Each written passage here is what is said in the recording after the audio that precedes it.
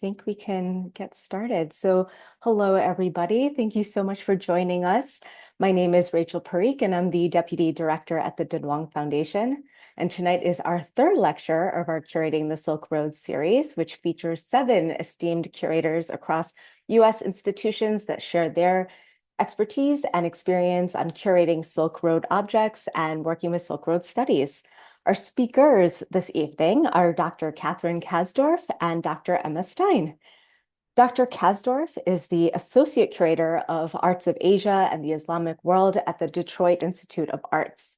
At the DIA, she curated and recently opened The Art of Dining, Food Culture in the Islamic World, congratulations, an adaptation of the Los Angeles County Museum of Art show.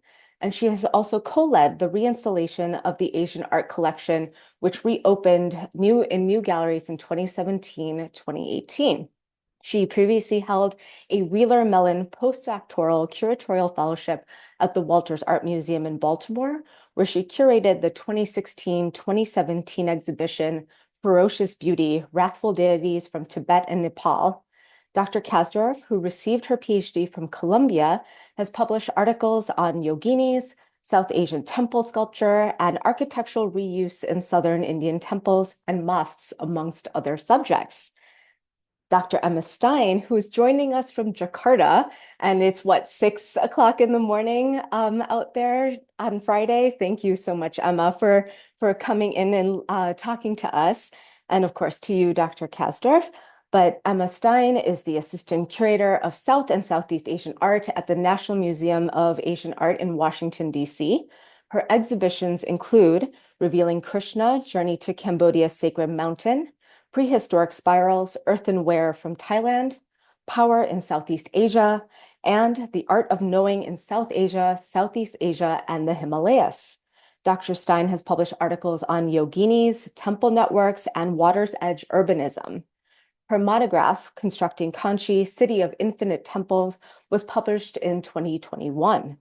Dr. Stein, who received her PhD from Yale University, grounds her research in fieldwork in South Asia and Southeast Asia, where she documents and maps monuments in diverse landscapes.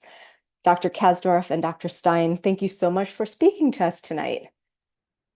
Thank you. I will be sharing our PowerPoint this evening. So there we go. Does everything look okay? Looks great. Okay, wonderful. Hey, thank you, Rachel, for the generous introduction. And thank you to the Dunhuang Foundation for all your support of curators. Both Catherine and I have benefited tremendously from the Curating the Silk Roads working groups, and we're grateful for the ongoing conversations that they've offered us. This new lecture series is one example of the ways in which the Foundation fosters that community and encourages us to keep sharing our work and work in progress, which is what we have in store for you tonight. So thank you all for joining us from anywhere in the world. So to begin, a group of more than a dozen sculptures once shared a temple in southeastern India, in the present-day state of Tamil Nadu. Around life size, most of the sculptures are figures like these, called yoginis, which are powerful goddesses that embody both ferocious and nurturing aspects, key qualities of the female divine in South Asian religions. The temple they inhabited was in the village of Kaveripakkam, near the bustling metropolis of Kanchipuram, or Kanchi as it is popularly known, the region's primary urban center when the temple was built, which was sometime between the late 9th and mid-10th centuries. The city of Chennai, today the capital of Tamil Nadu, is just about 60 miles to the northeast. One of the sculptures from this temple represents the Hindu god Shiva, elegantly holding a double-sided drum in his proper left hand and swaying to the music of the stringed instrument that originally lay across his chest. His jewelry, bodily proportions, and comportment match that of the yoginis, and we can imagine that they all move and dance to that same beat. The 13 surviving sculptures from the temple are each carved in relief from a slab of matching dark gray stone against a flat back plate, which indicates that they were originally set into niches, welcoming and confronting visitors in their abode. While the sculptures share similarities in their jewelry, headdresses, facial features, and overall appearance, each has a different set of attributes and other details that make it unique. Stunning as they are individually, the goddesses and Shiva come alive when seen together as if a swaying, coordinated chorus. So Emma and I have been working on these sculptures for several years, in part because two of the yoginis reside in the museums where we are curators. What we would like to do this evening is to discuss our current research on this group of yoginis, their original temple, which no longer survives, and the multiple journeys the sculptures have taken within and eventually outside of India, many to museums in Europe and North America. Finally, we'll share our plans for an exhibition that reunites the sculptures now in museum collections and explores their full 1,000-year histories from their no longer extant temple to their pre-20th century displacements to the homes where they reside today. And in doing so, the exhibition and accompanying catalog aim to disrupt notions of permanence, celebrate the power of the feminine divine or Shakti, and reinvest the yoginis and Shiva with context, community, and a renewed sense of meaning.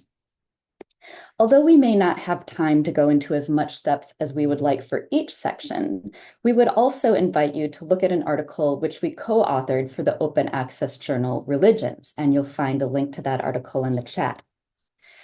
Our ideas for the exhibition have grown out of a legacy of research and ongoing collaboration involving many voices and perspectives, which we would like to briefly acknowledge. Vidya Deheja, Padma Kaimal, and Deborah Diamond's works are most notable.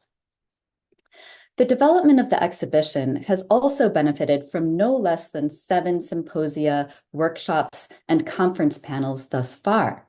Emma and I have also delivered several talks individually. And as you can see in the titles on this slide, some of these discussions have been broad in scope and others have been more focused. We'd like to thank the Lilly Endowment for Religion and Cultural Institutions Initiative, which has supported workshops at both our museums, as well as the bulk of projected exhibition costs at the DIA.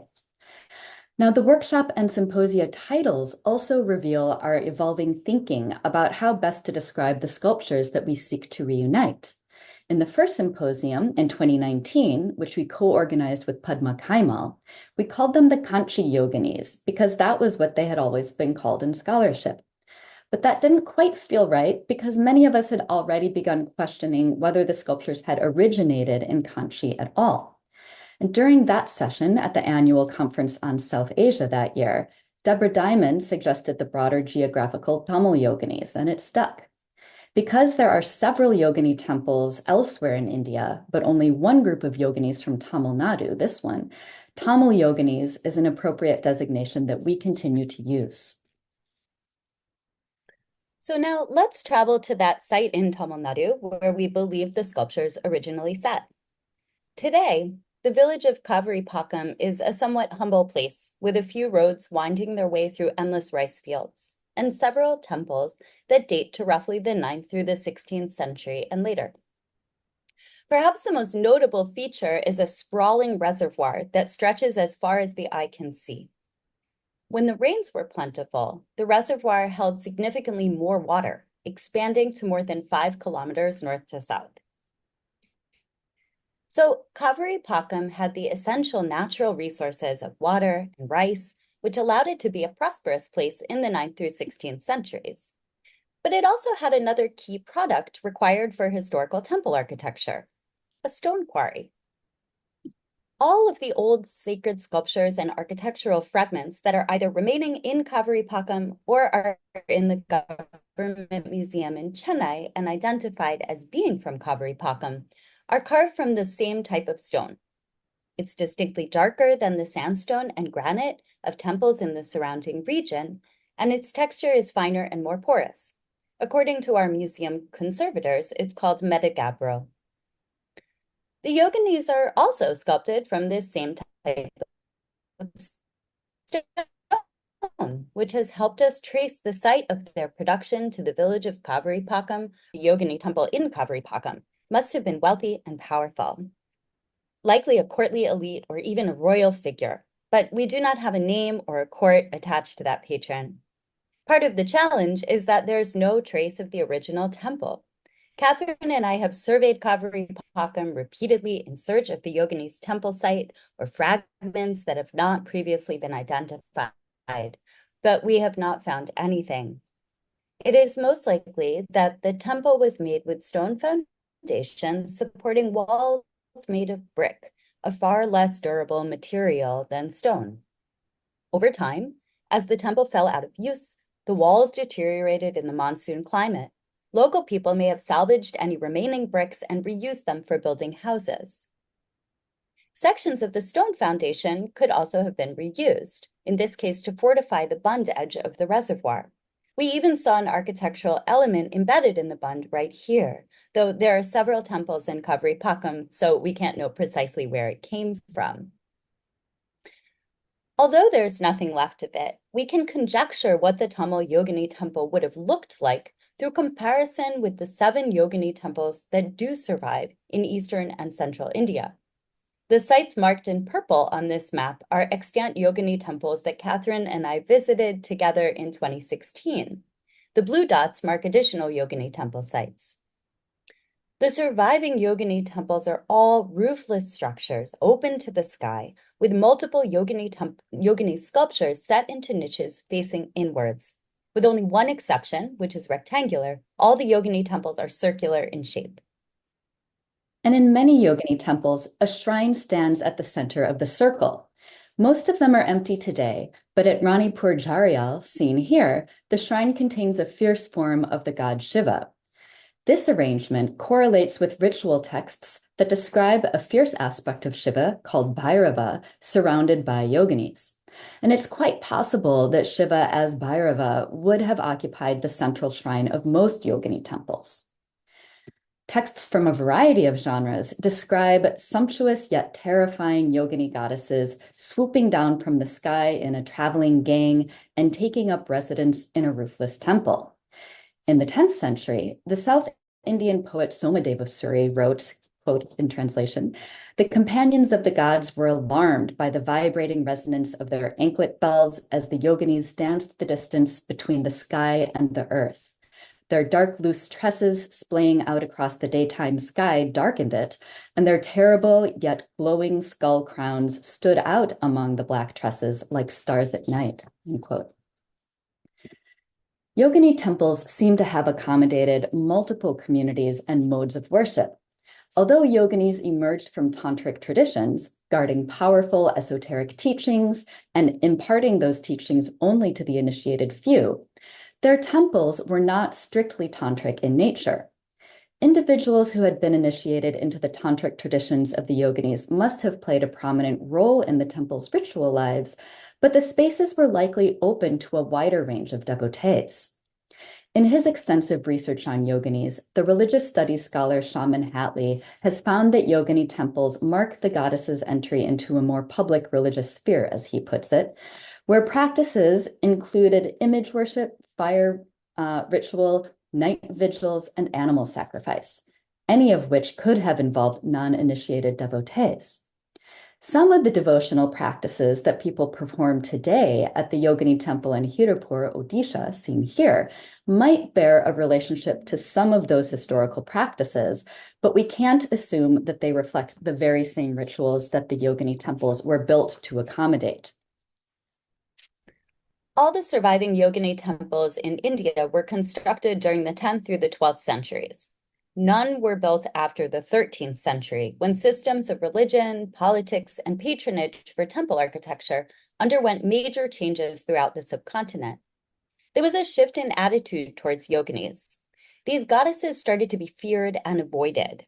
With just a few exceptions, like the community at Hirapur, this attitude largely prevails in India today. Our friends, who are, according to all eyes, good Hindu ladies, describe having trouble finding a taxi driver who would even take them to a yogini temple that they wanted to research. Catherine and I date the Tamil Yoginis between the late 9th and mid-10th century, based on their style of carving, the prominence of yogini practice at that time, and the time of Kaveripakkam's efflorescence. We think that the Tamil Yogini temple probably fell out of use after the 13th century, in keeping with the changing attitudes towards these esoteric goddesses. In fact, it seems that at some point the sculptures were even intentionally damaged. Nearly all of the figures are missing their noses, arms, legs, or heads. It's the kind of thing where once you see it, you can't unsee it. The fact that most of the breaks are now well-weathered suggests that the vandalism took place a very long time ago. The Yogini's story does not end with desecration, however. At some point, the sculptures were removed from their original site in Kaveripakkam and transferred to the city of Kanchi, where they would remain until the French archaeologist and collector Gabriel Givot de Broglie and his Indian associate Tongavelu arrived in the 1920s. Now, it's rare to know much about the circumstances under which South Asian objects in museum collections were removed from India. The places where they were found and the agents and means of export are typically undocumented or otherwise unknown. However, photographs, letters, and drawings preserved in the archives of the Musée Guimet in Paris shed important light on the histories of the Tamil Yoginis and associated sculptures. We believe Kaveripakkam was the site of the temple, but correspondence between Givot de Broglie, Tongavelu, and the art dealer C.T. Liu tells us that several of the sculptures were collected not in Kaveripakkam, but in the urban center of Kanchi. They were then transported to Pondicherry, where Givot de Broglie was based, before being shipped to Liu in Paris. And I'm very grateful to have been able to access these documents at the Musée Guimet in May 2022. Not only do they help us better understand the sculpture's colonial era history when they entered the art market, the letters have also significantly added to our understanding of the sculpture's stories after they were moved from their original temple, but before they left India. The letters in the Givot de Broglie archives at the Musée Guimet demonstrate that the Tamil Yoginis and their Shiva were already dispersed before the art market came into play. But once it did, as one document outlines in detail, the sculpture's movements were tied to transactional processes. Written on a letterhead that informs us of Tongavelu's full name, and Tongavelu Pillai, this document provides a detailed account of his experience collecting 7 of the sculptures. So as the letter describes, in August 1925, Givot de Broglie and Tongavelu found 7 goddesses, all of which they identified as mères, or mothers in French, in a shrine that was located somewhere in the city of Kanchi. Tongavelu describes the neighborhood as a village-like area consisting of 4 streets, but he doesn't specify where in Kanchi it was located. Over the next few months, Tongavelu returned on his own multiple times to negotiate the purchase of the sculptures. Residents wanted to ask permission from their goddess to sell what Tongavelu describes as the broken statues.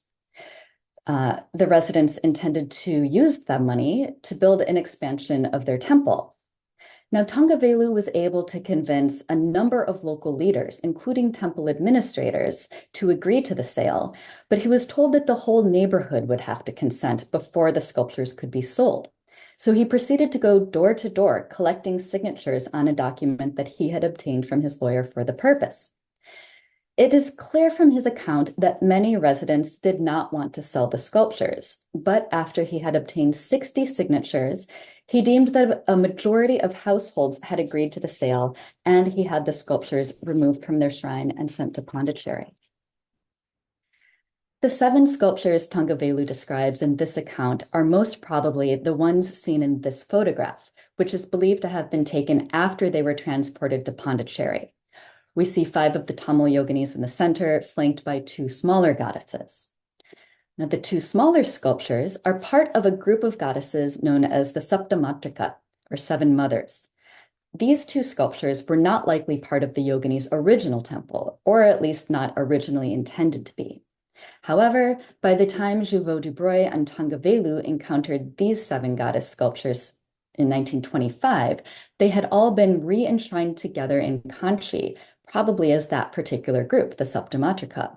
Recall that Tongavelu had referred to them as mothers. To their new ritual community, these 5 Tamil Yoginis were no longer Yoginis, but rather Matrikas.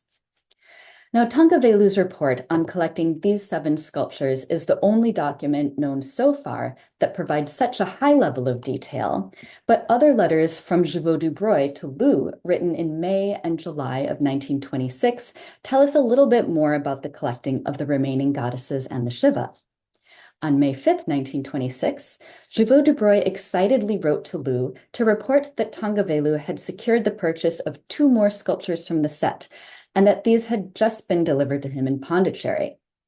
Photos he enclosed confirmed that these 2 sculptures were the Yogini now at the Royal Ontario Museum in Toronto and the Shiva Vinodhara now at the MFA Boston.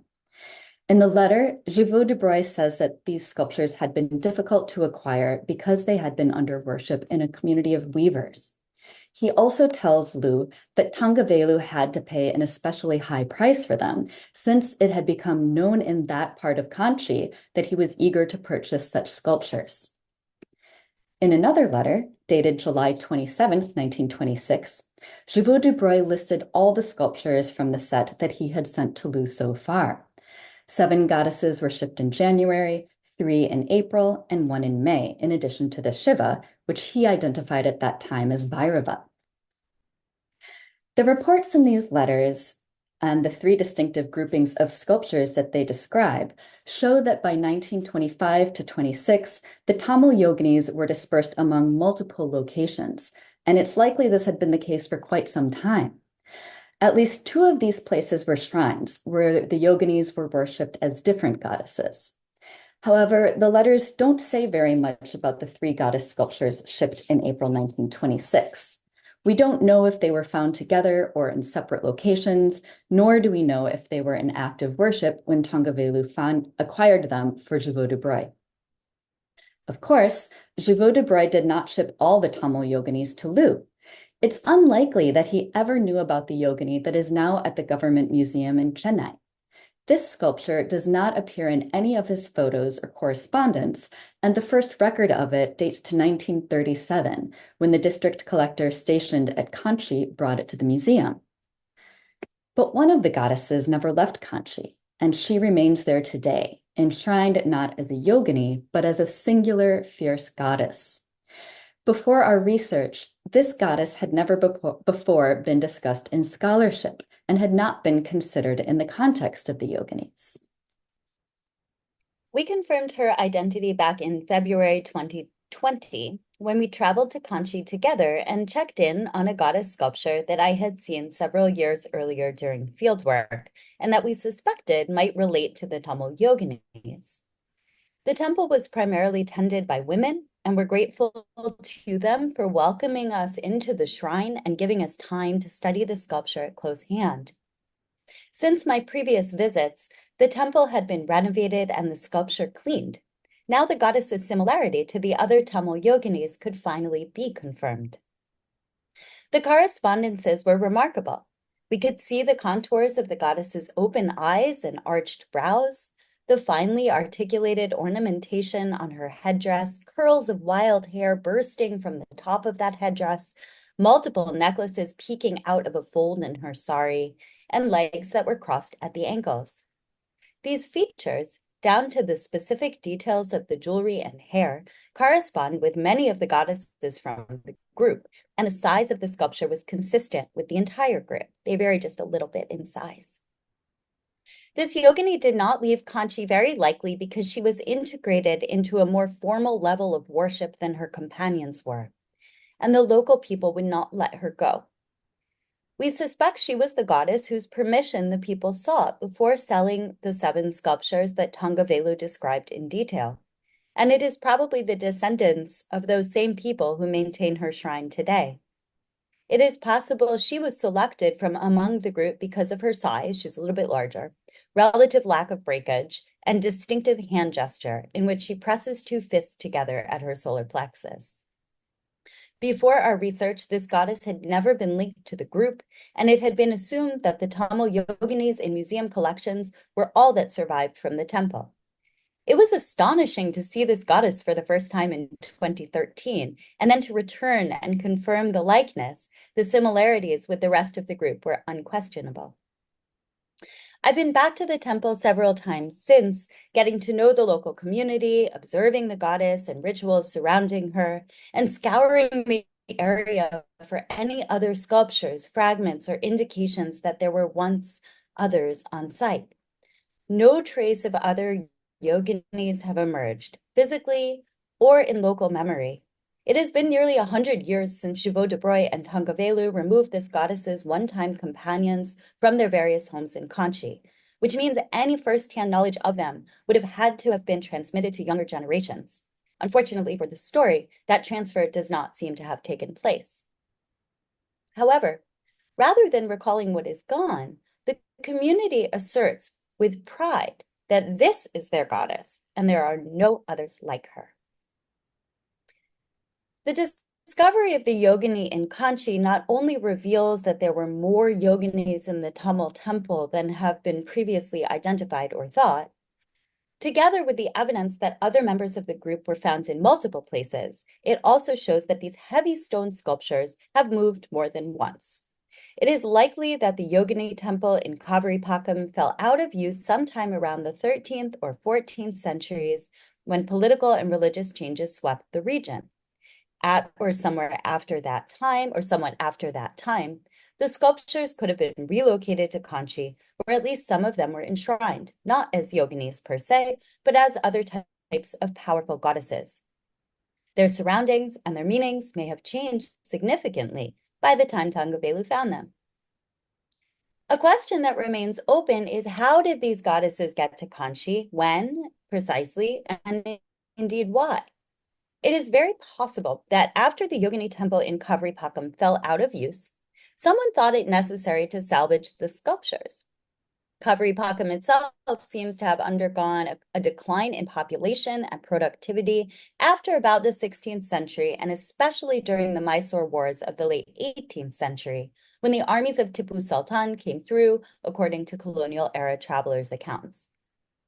The sculptures from the Kaveripakkam Yogini temple may have been transferred to the urban center of Kanchi during the Vijayanagar period, roughly the 14th through 16th centuries, when successive dynasties from the Western Deccan held control in Tamil Nadu. Their era is known for extensive temple construction, and from the 16th century onwards, many construction projects involved moving large quantities of architectural materials across great distances and reusing them in the new centers of power. Most of what we physically experience today in Kanchi's temple complexes was constructed during the 16th century. But it is also possible that the movement of the Yogini sculptures to Kanchi took place somewhat earlier. In the center of Kanchi, the Kamakshi Amman temple was consolidated into a single complex dedicated to the goddess in the middle of the 14th century. Previously, it had been a loose cluster of shrines dedicated to various deities, including some Buddhist and some Jain. It's possible that the transport of the yoginis from Kaveripakkam coincided with a rising focus on goddesses in Kanchi. Now, it's impossible to say whether the Tamil Yoginis were moved into the same groupings found in the 1920s when they were first brought to Kanchi, or at some later point in time. Throughout these earlier movements, though, and throughout the processes by which their identities were changed from yoginis to different kinds of goddesses, they would have served primarily devotional purposes. Once they entered the market, however, the yoginis took on another layer of meaning, this time exclusively as works of art. In the same letter that outlines the three groups of sculptures shipped in January, April, and May of 1926, Shiva de Broy recommended that Lu offer the yoginis, Shiva, and smaller matrikas together with two sculptures of door guardians from a completely different site. He suggested this group would make a coherent set for aesthetic reasons, and he thought they would fetch an especially desirable price if they were marketed together. Lu apparently took this advice. By April of 1927, less than a year after he had received the final shipment of sculptures in Paris, Lu was in correspondence with the Philadelphia Museum of Art curator Horace Jane about shipping the entire set to Philadelphia for an Indian sculpture exhibition planned for that fall. While the sculptures would initially be on loan, both Lou and Jane hoped that the museum would acquire the whole group. Funding and institutional support for the acquisition fell through, but Lou still sent the sculptures to Philadelphia, and they were exhibited together for about 6 weeks in a show that opened on November 21st, 1927, and closed around the turn of the new year. Documents in the Philadelphia Museum of Art's archives repeatedly refer to 17 sculptures in the set, but we're just looking at 15 here. In addition to the sculptures we know from museum collections today, the exhibition in Philadelphia included 2 fragmentary sculptures whose present locations are unknown. If anyone has seen them, please do tell us. After the exhibition in Philly closed, the sculptures remained in Philadelphia for quite some time. In January and February of 1929, 6 of them were shipped to different locations within the US, New York, Chicago, and Detroit. The 2 Madricas were later sent to Lou's gallery in New York in February 1931. And the remaining sculptures, including the 2 whose present locations are unknown, were shipped back to Paris in January of 1932. With this redispersal, Lou gave up on selling the entire group together. In 1933, the MFA Boston acquired the Shiva, and the Musée Guimet acquired its 3 Yoginis. The rest of the sculptures moved around quite a bit before landing in the museum collections that house them today. The last to be accessioned into a museum went to the National Museum of Asian Art in 1987, after passing through various private collections. Here is how the museum documents the chain of ownership, from the original temple into the art market and finally to the Smithsonian. Each of these steps along the journey has a long footnote that explains who the participants are, how we know what we know, and what remains unknown or even unknowable.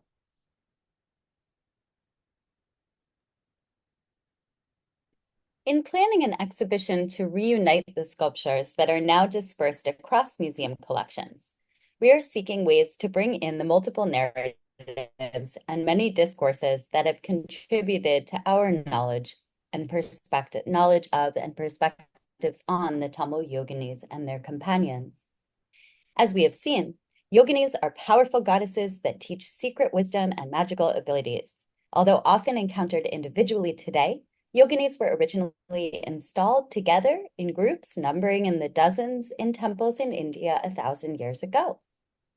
This exhibition reunites part of one group of Yogini sculptures and situates them in the context of South Asian goddesses and the shifting landscape of colonial history and the development of the art market.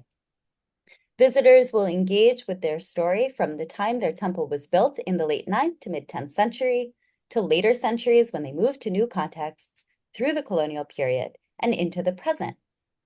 In the rest of our time together today, we'd like to share our current thinking about the exhibition's scope. We have always envisioned a central gallery where the Yoginis and Shiva are installed in a semicircle, evoking their probable arrangement within the temple they once shared.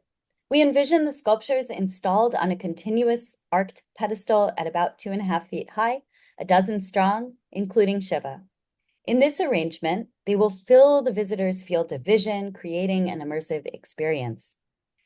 But our visitors need some context before this encounter. For starters, where do they come from? Where, in fact, is India, and where is this Tamil Nadu?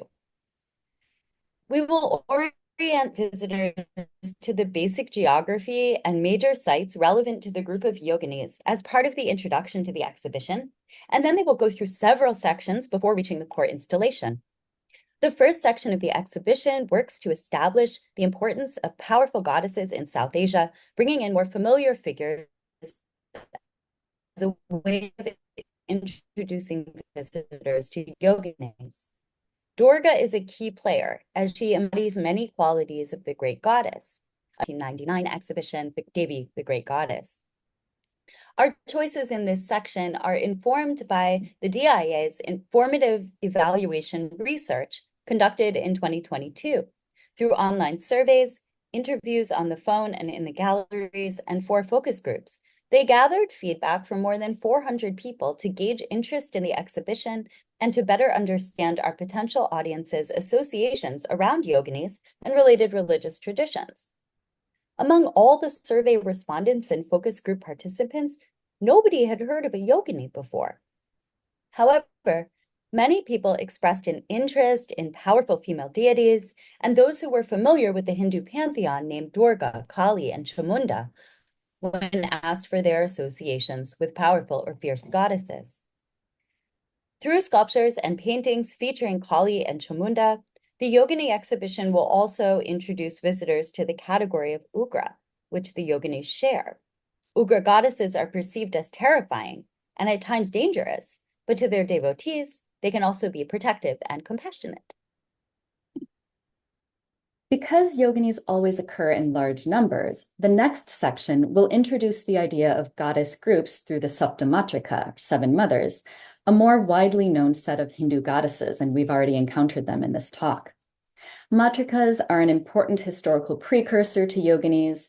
They're often found together with yoginis, and they similarly embody both threatening and nurturing qualities. Again, if all loans are approved, this section will be supported by both sculpture and paintings. Now, we very much considered including yoginis from other religious traditions in the introductory sections, but ultimately we decided to focus on Hindu contexts. Within the space of the exhibition, we felt it would not be possible to adequately represent all the belief systems into which yoginis factor, including certain Buddhist, Jain, and Islamic traditions. We also recognize that the introduction of so many faiths could be overwhelming to many visitors. Plus, Hindu goddesses themselves present us with more than enough nuance, complexity, and diversity to provide a robust introduction to yoginis. Another way we plan to reach our audiences is to include a section on human yoginis, or rather on yoginis that blur the line between human and divine. We have found that by and large, people familiar with the term yogini identify yoginis exclusively in human terms, as female practitioners of yoga or as women ascetics. Indeed, the theme of women visiting human yoginis constitutes an entire genre of 17th and 18th century Indian court painting, and we will feature a selection in this part of the exhibition. We also plan to include a large-scale contemporary photograph seen on the right here by the artists Pushpamala N. and Claire Arney, in which Pushpamala staged herself as the yogini in a famous painting from early 17th century Bijapur, and our thanks to Deborah Diamond for that suggestion. Immediately preceding the exhibition's centerpiece, the next gallery introduces visitors to yogini temples through photographs and possibly a film showing the architecture, sculpture, and ritual life of yogini temples in India. For this, we'll rely on images of extant yogini temples, such as the one at Hirapur, which has an active community, albeit one that practices a different type of devotion than was current at the time of the temple's construction. For this, we'd ideally like to work with an Indian filmmaker. So, thus prepared, visitors will enter the main installation and find themselves surrounded by yoginis.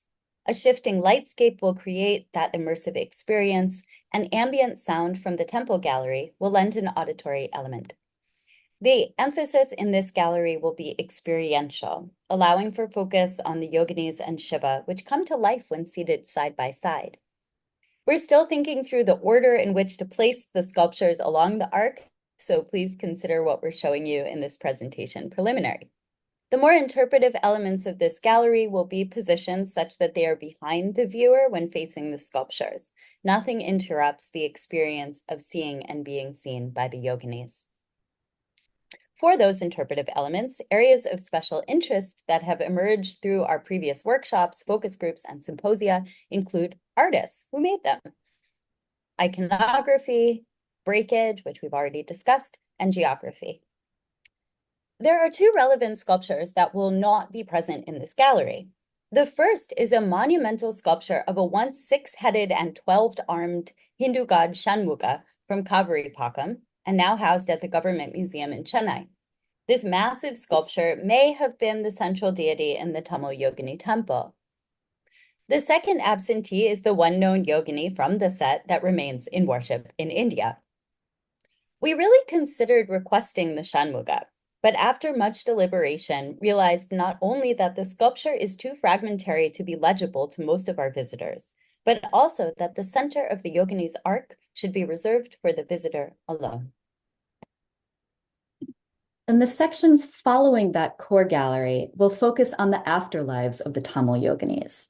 Visitors will first learn about the sculpture's movements and various types of recontextualization within India after they left their original temple, but before they were collected as art objects.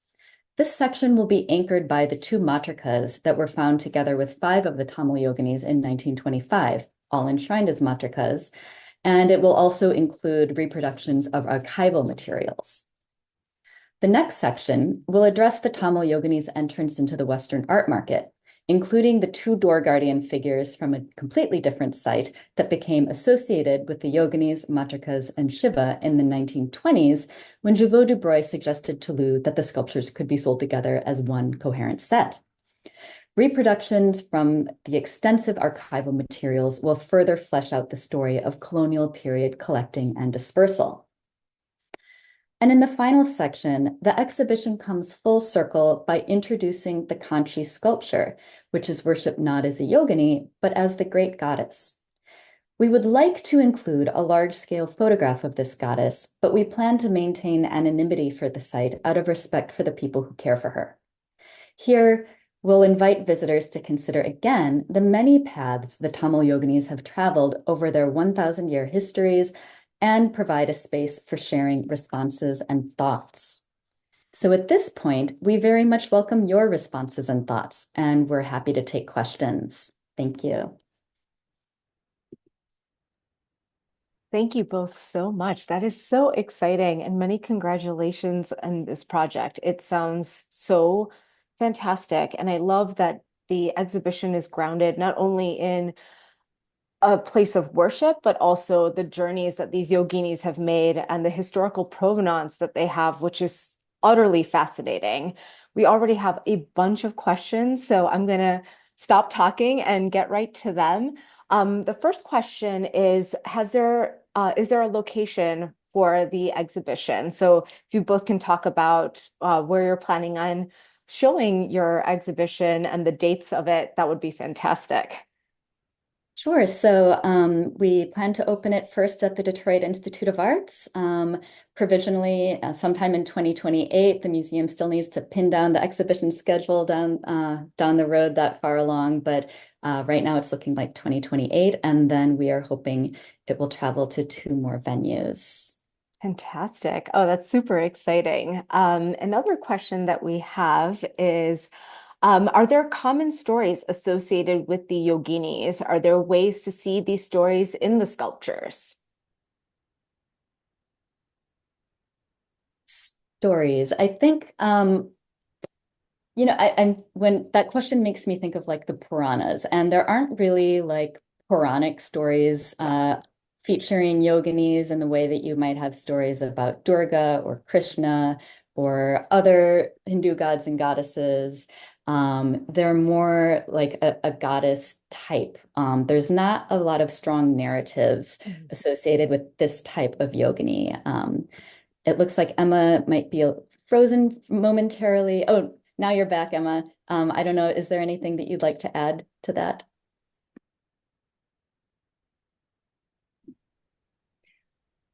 I'm thinking of in the paintings that we discussed, where you have yoginis that are sort of more like human yoginis, then you get stories of visiting them.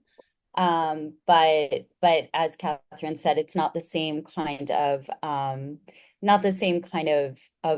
multiple narratives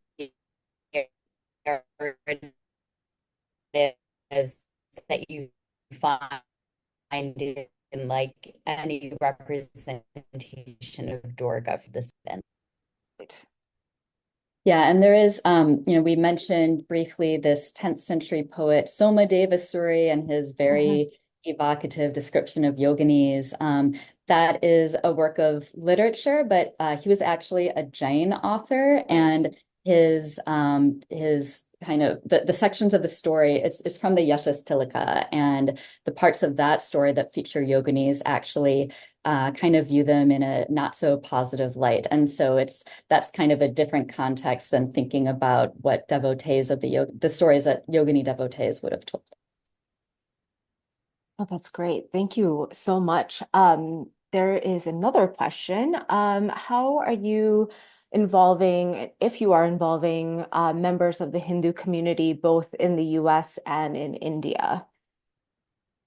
Yeah, so Emma mentioned at one point briefly that the Detroit Institute of Arts, my museum, has done some initial audience research back in summer 2022. That was through a planning grant that we got from the Lilly Endowment Religion and Cultural Institutions Initiative. We did a big online survey, and we held 4 focus groups, all to get initial impressions around the project and get their input and feedback. And so we had one focus group with general museum visitors, another one with people who were from the Hindu community in Metro Detroit, another one consisting of people who self-identified as South Asian, but not necessarily Hindu, although there were many Hindus in that group. And also one of yoga teachers, since they have a kind of niche interest in yoginis. We wanted to get those perspectives. So that's those are ways that we've started to get that kind of feedback.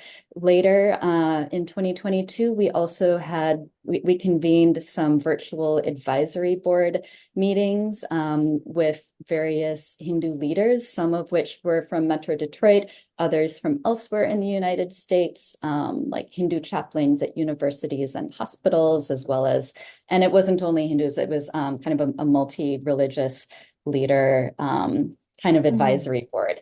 And pretty soon we're planning to form a longer term advisory board that will bring in people in Metro Detroit and elsewhere, both with connections to, goddess devotion specifically, as well as more broadly Hindu practice and other religious traditions as well, to get this broad perspective from folks here.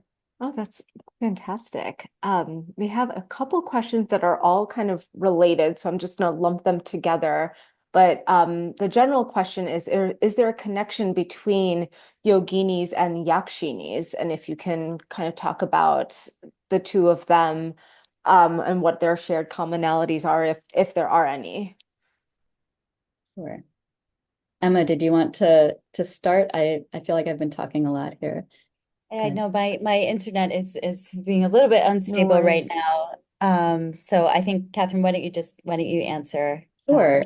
Yeah.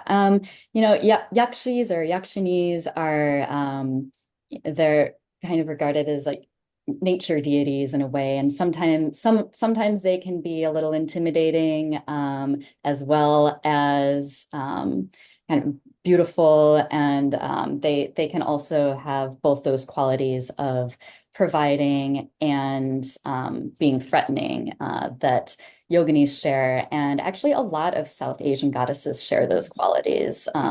So I would say, in the sense that many goddesses, this embodiment of Shakti, female divine energy, includes both what is threatening and what is nurturing. And so lots of Hindu goddesses, also lots of South Asian goddesses more broadly, share those kinds of qualities. Great. I think where they also come together is in that element of protectiveness, right? That their ferocity comes out of a desire to protect their devotees, right? So if they are worshipped properly, if they are propitiated properly, they will forever, be there for you, basically. Yeah, exactly. I think there is a general misconception about their ferocity, and it could be incredibly intimidating, but it is a ferociousness of protecting your believers. So I think that is a a beautiful, in a way, a very beautiful way of showing devotion and the reciprocation between the divine and the worshiper. So thank you for that. I really appreciate it. There is another question. Thank you for your wonderful research. I wonder if you can elaborate more on the spatial relationship between temples dedicated to Yogini goddesses and those for other/male Hindu gods in the large historical picture. Mm. Yeah, if I'm starting to freeze, just interrupt me and start talking. But I think one thing that really struck Catherine and I when we did this Yogini temple tour in 2016, where we traveled a really great distance to try to visit as many of the surviving Yogini temples as we could, was in a way to answer that question, right? We wanted to see how do they relate to what's around them? How do they relate to this larger sacred geography and landscape? Because they're typically described as being located like away from the city or outside of the center, sort of remote up on a hill. And what we found is that while that was true, they were just like a little bit outside of the city or, on sort of a raised part of the earth, as opposed to necessarily something we would describe as like up on a hill, Right. In Khajuraho, I think it was the most striking. We were surrounded by temples to other Yes. deities. We were on a higher level, and we were, in a space where there was nothing directly juxtaposed to the Yogini temple, but you could see the main complex of the Kandarya Mahadeva and the Lakshmana temple, just right sort of over there. So I think that was really striking that there is a space designated for them, but they're still participating in this larger landscape. Yeah. Yeah, and you're right. Khajuraho is such a fantastic example of that, it's this incredibly vast site that has these wonderful satellite temples that all work together in a very harmonious way and also interact with each other. So I think that is also a very common misconception that these temples are so spread out, but they in fact are very much interacting with one another. And Hinduism, I always believe, is such a complex web, and that is so apparent in the physical architecture of temples. So thank you for answering that question. And actually, can I say Yes, something else please. related to that? Just, thinking a little bit more closely and just thinking about the space within the temple, of course, Right. just for those in the audience who might not be familiar with Hindu temples, Yogini temples are radically different from your kind of typical Hindu temple. So, temples to male gods or temples to single goddesses, you are enclosed. They are not roofless like Yogini temples are. Right. Very often, though not always, their floor plans are based on more rectilinear forms. And the devotee enters and proceeds inward toward the main deity, kind of on a central axis, into the temple until you reach the sanctum sanctorum. So the architecture itself is very, very different, and often there will be a tower on marking the space of that main deity, but on the exterior of the temple, and that's not something we see on Yogini temples. Thank you for clarifying that. Another question, which also kind of ties into a question that I have for both of you, is that you both start to talk about creating an immersive experience for your exhibition. Can you talk about some of the ways in which you hope to create that experience for your visitor of kind of being in this sacred space or sacred geography or within an inner sanctum, for example? Yeah, I think the main way that we're envisioning that is just first of all through the proposed arrangement of the Yogini sculptures in that semicircle, so that when you walk into that gallery, you'll be surrounded by the sculptures in a similar way that you probably would have been walking into their temple. Right. That they were originally made for. Oh my gosh, I didn't mean to do that. I just did like a gesture and Zoom did this weird bubble, so please ignore that. I think it's more positive. Yeah, it's definitely positive. Yeah, so just the arrangement of the sculptures will help achieve that in part. And when Emma was talking about that central gallery, she also Yeah. mentioned this idea of a lightscape. And because Yogini temples are open to the sky, you experience changes in daylight, and some rituals at Yogini temples took place at night. And so we're hoping to create kind of a light experience where the quality of light in the gallery will cycle through from light to dark, back to light, to suggest the cycle of a full day and night, kind of on repeat. And we'll have to experiment to see what the right pace for that is. Yeah. Oh no, that's super exciting. We'll also have seating. We'll Right. have cushions, we'll have, more accessible seating. We want we want that to be a space that encourages visitors to stay with the yoginis for some time.